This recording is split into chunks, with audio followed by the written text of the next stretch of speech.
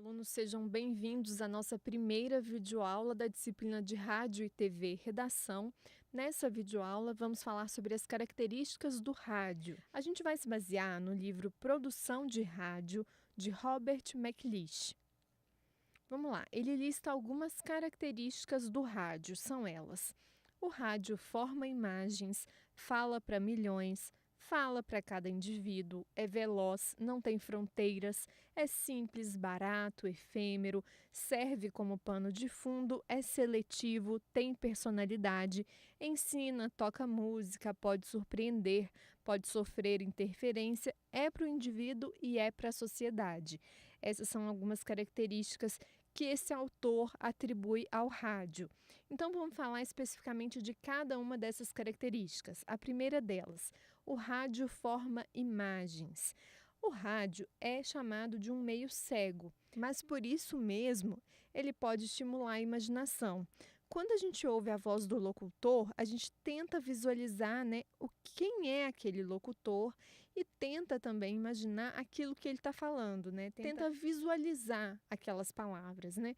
Ao contrário da televisão, né, que as imagens estão ali na nossa frente, elas estão limitadas ali no tamanho da tela, as imagens do rádio são do tamanho que a gente quiser, do jeito que a gente quiser imaginar. O autor diz também que para o escritor de peças radiofônicas é fácil envolver a gente numa batalha entre duendes, gigantes ou fazer uma espaçonave pousar num estranho e distante planeta. Porque, criada por efeitos sonoros apropriados e apoiados pela música adequada, praticamente qualquer situação pode ser trazida ao ouvinte por meio do rádio. Claro que o meio visual leva vantagem quando a gente precisa demonstrar um procedimento, uma técnica, e a imagem vale por 1000 palavras de descrição. Mas também a gente precisa lembrar que tanto o som quanto a imagem, eles são suscetíveis a distorções. Então, mesmo que aquilo esteja sendo mostrado em imagem, aquilo pode estar sendo distorcido. O que cabe é que o indivíduo que está no local faça um relato mais justo, mais honesto e mais factual possível, seja para o rádio sem imagens, seja para a TV com imagens. E para o McLeish, apesar dessa grande capacidade, né, de apelar diretamente para a imaginação, isso não deve permitir, por exemplo, que o radialista exagere, né, e não seja exato em relação àquilo que ele está dizendo, né? Quem faz textos e comentários para o rádio deve escolher as palavras de modo a criar as devidas imagens na mente do ouvinte e assim tornar o assunto inteligível, mas não tornar o assunto irreal, fantasiar demais, né?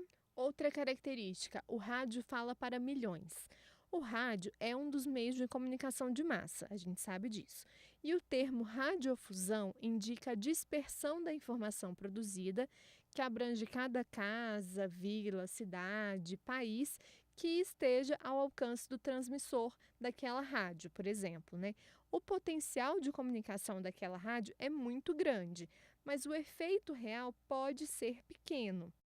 É que a diferença entre o potencial e o real vai depender da pertinência, da excelência e da criatividade do programa, além da competência operacional, da confiabilidade técnica e da constância do sinal recebido.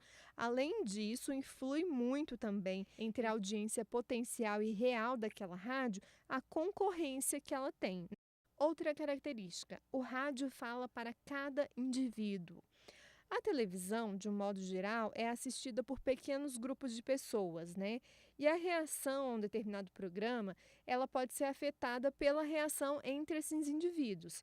Já o rádio, ele é pessoal, ele é direto para o ouvinte. Claro que há exceções, quando pessoas se sentam para ouvir, né, aquilo que o rádio está dizendo, principalmente em áreas menos desenvolvidas, isso ainda acontece.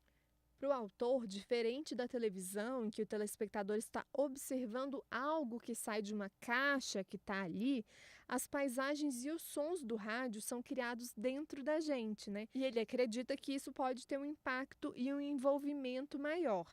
E o rádio nos fones de ouvido, ele acontece literalmente dentro da cabeça, então quer mais individual que isso? E o radialista, ele deve encarar o rádio como um meio de falar diretamente com o ouvinte individual. Se o programa for transmitido ao vivo, o radialista ainda tem uma vantagem adicional, né, uma ligação imediata com a pessoa e com várias outras, né, pessoas ao mesmo tempo. O programa gravado, ele traz aí um deslocamento de tempo. E como o jornal, ele é capaz de ficar desatualizado, mas o ao vivo gera um link com o indivíduo muito grande. A gente tem que saber se aproveitar disso. Outra característica é a velocidade do rádio. Tecnicamente simples, esse meio de comunicação é bastante flexível e, em geral, ele funciona melhor numa situação ao vivo, né? Não tem que processar filme, não tem que esperar que o material seja impresso, né? A reportagem de um correspondente internacional ou o ouvinte falando ao telefone, o carro de reportagem no subúrbio da cidade, o resultado de um jogo diretamente do estádio ou um concerto, tudo isso pode ser transmitido ao vivo e imediatamente por meio do rádio. E o rádio acelera a disseminação de informações de modo com que todo mundo, sejam líderes ou liderados, ficam sabendo da mesma notícia, da mesma ideia política, da mesma ameaça, da mesma declaração ao mesmo tempo. Se conhecimento é poder, o rádio dá poder a todos nós que exercemos ou não algum tipo de autoridade. Outra característica do rádio é não ter fronteiras. Livros e revistas, eles podem ficar barrados nas fronteiras, mas o rádio não tem esses limites territoriais. Os sinais eliminam barreiras de montanhas, cruzam profundezas do oceano, e o rádio pode juntar aquelas pessoas que estão separadas pela geografia, pela nacionalidade, ajuda a diminuir distâncias de cultura, de aprendizado, de status. Claro que isso obedecendo às regras da capacidade do transmissor, de uma possível interferência de canal, a sensibilidade dos receptores, né? Mas pensando em tudo isso, os programas de rádio ainda possuem uma liberdade muito maior do que outros meios de comunicação e independe de linhas de mapa.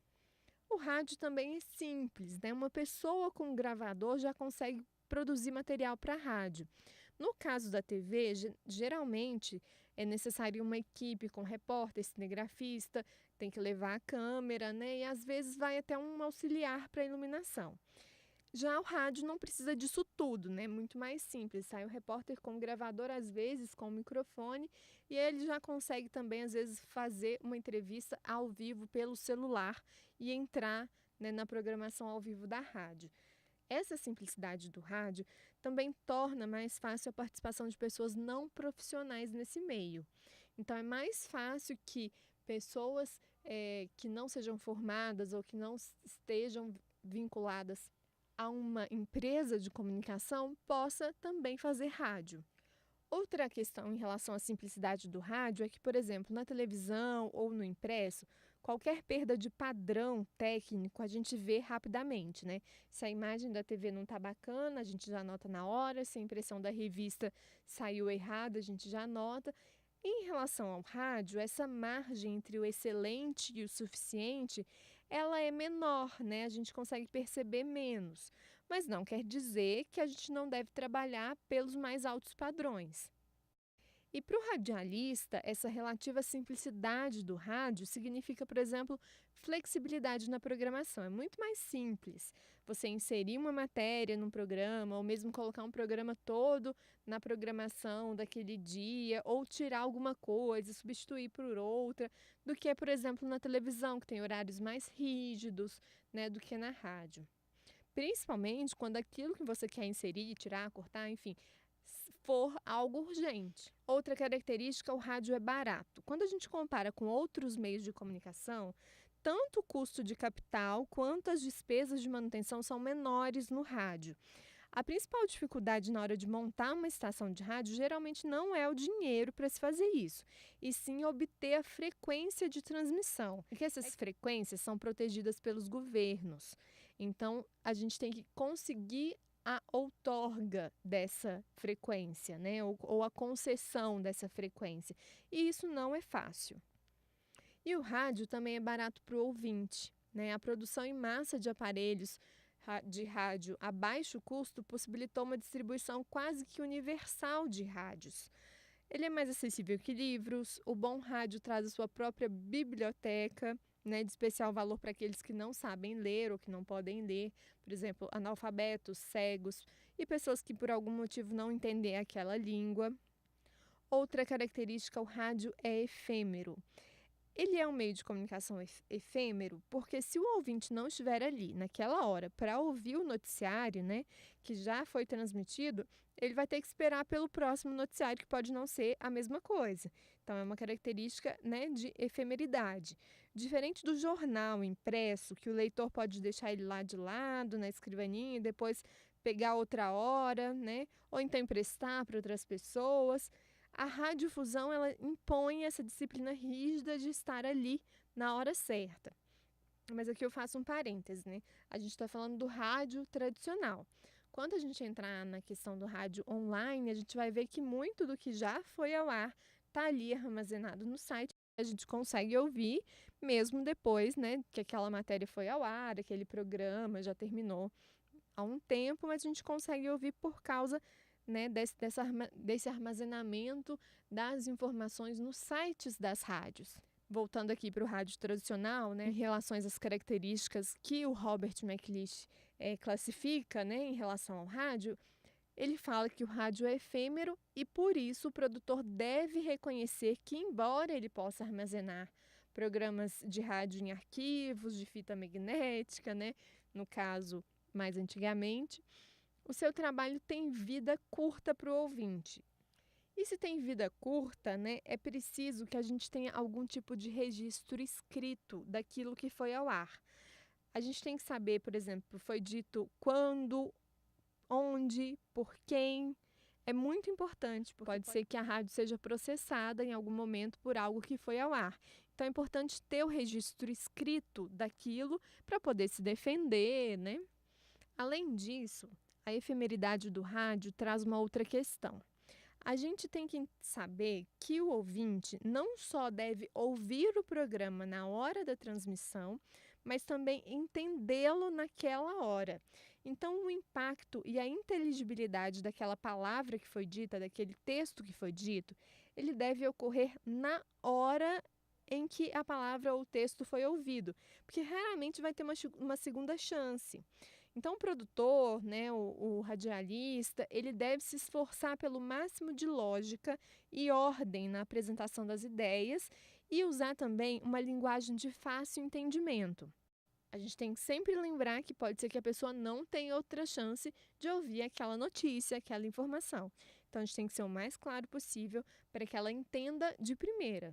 Essa videoaula termina aqui, mas na próxima videoaula a gente vai continuar vendo outras características do rádio.